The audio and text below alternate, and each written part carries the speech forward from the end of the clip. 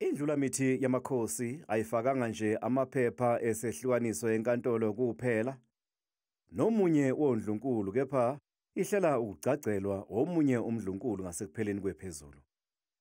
Kepha lokhu sekwenze umdlunkulu othunyelwe amaphepha esehlukaniso wanikela enkantolo eyovimba imicimbi emibili yomgcaco.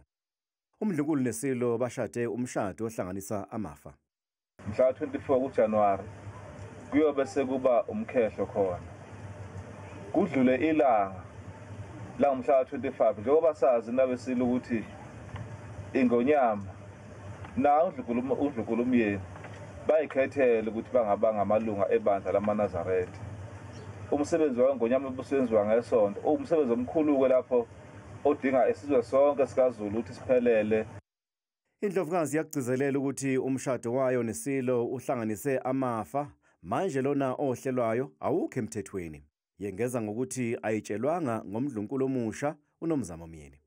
Omunye ungoti wezomthetho uthi okunye okungenziwa ukuxazulula lokhu kuguqula umshado weSilo nalona omunye uNdlunkulu ube ngowesintu usuka kulona ohlanganisa amafa.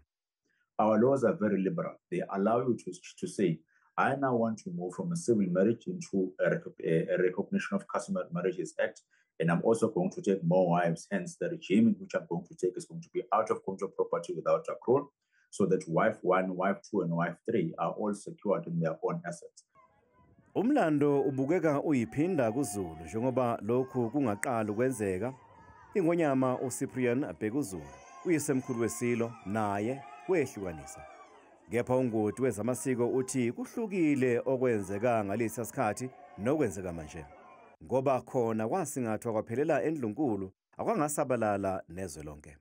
Indlela indlunkulu eyayilisingatha ngayo udaba yayilisingatha ngendlela yokuthi izindaba zasendlunkulu nangendlela eziphathwa ngayo kwangezona indaba okwakuba ezomphakathi wonke.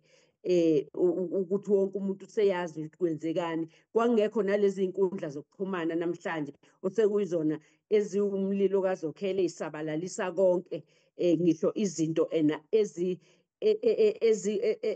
ezijulile zasendlunkulu. Uma lemicimbi emibili yomgcaco iqhubeka, uMamyeni uzokuba ingoduso yokuqala yengonyama ezoqeda zonke inhlelo zamasiko okugcaca endlunkulu nokuzoqinisa isikhundla sakhe endlunkulu njengomdlunkulu.